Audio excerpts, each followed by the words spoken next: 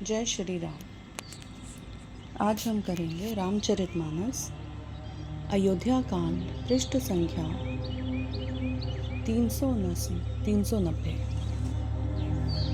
धरि धीरजु सुत बदनु निहारी, गद गद बचन कहति महतारी।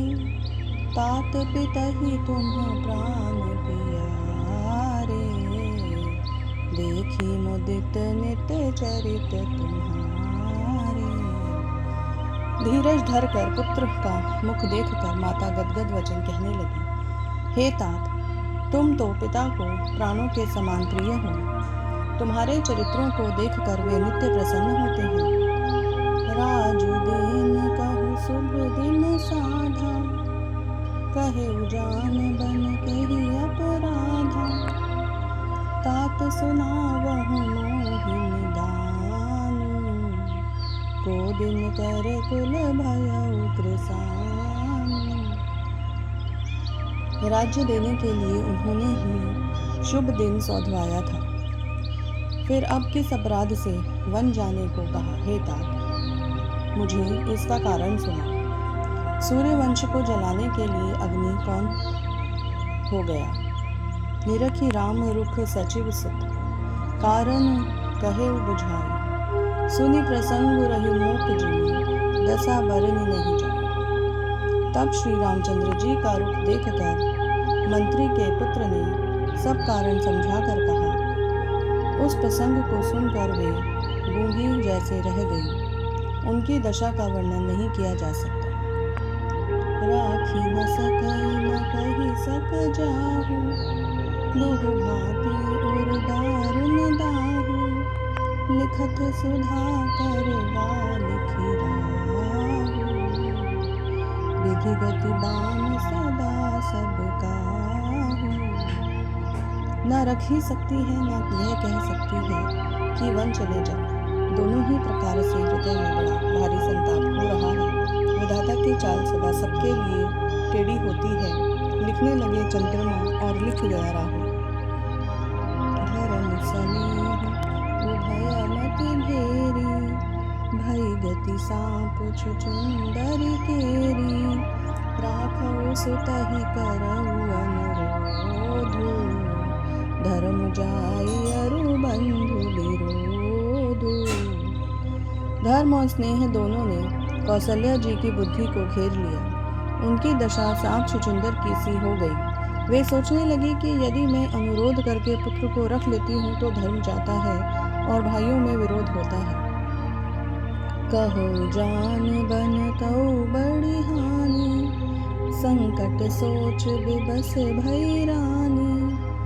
बहुरी समुझिति अधर्म सयानी, राम भरत दऊ सुत समझानी। और यदि वन जाने को कहती हूँ तो बड़ी ग्लानि होती है। इस प्रकार के धर्म संकट में पड़कर रानी विशेष रूप से सोच के वश हो गई। फिर बुद्धिमती कौशल्या जी स्त्री धर्म को समझकर तथा राम और भरत दोनों पुत्रों को समान जानकर सरल स्वभाव राम महतारी, बोली बचन धीर धरि भारी।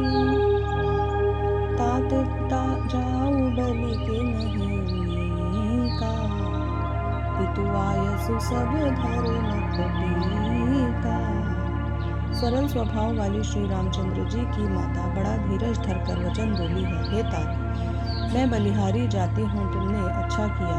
पिता की आज्ञा का पालन करना ही सब धर्मों का शिरोमणि धर्म है। राजु देनु कही दीन बनु, मोहि न सुख लेसु।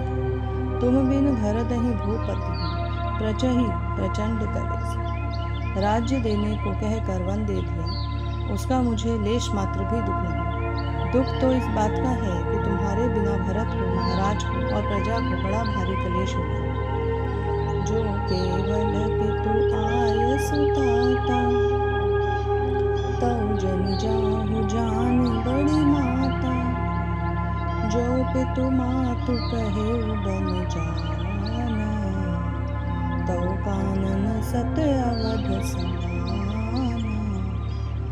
हे तात, यदि केवल पिताजी की ही आज्ञा हो तो माता को बड़ी जानकर वन को मत जाओ, किंतु यदि पिता माता दोनों के वन जाने को कहा हो तो वन तुम्हारे लिए सैकड़ों अयोध्या के समान है। पितु वन देव मातु वन देवी, पग मृग चरण सरोरुह सेवी, अंतहु उचित नृपहि बनवासु, भय बिलोकिय होई हरासु। वन के देवता तुम्हारे पिता होंगे और वन देवियां माता होंगी। वहाँ के पशु पक्षी तुम्हारे चरण कमल के सेवक होंगे। राजा के लिए अंत में तो वनवास करना उचित ही है। केवल तुम्हारी अवस्था देखकर हृदय में दुख होता है। बड़ भागी बनो अवध भागी, जो रघुवंश तिलक तुम त्यागी, जो सुत कहु संग मोहि लेहु, तुम्हारे हृदय होई संदेहु। हे रघुवंश के तिलक, वन बड़ा भाग्यवान है और यह अवध अभागी है जिसे तुमने त्याग दिया। हे पुत्र, यदि मैं कहूँ कि मुझे भी साथ ले लो तो तुम्हारे हृदय में संदेह होगा कि इस माता बहाने मुझे रोकना चाहती है। पूत परम प्रिय तुम सब ही के, प्राण प्राण के जीवन जी के, ते तुम कहो मातु बन जाओ, मैं सुनी बचन बैठी पछताओ।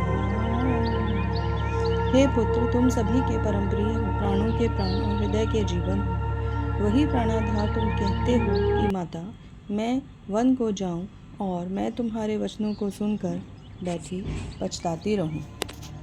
जय श्री राम।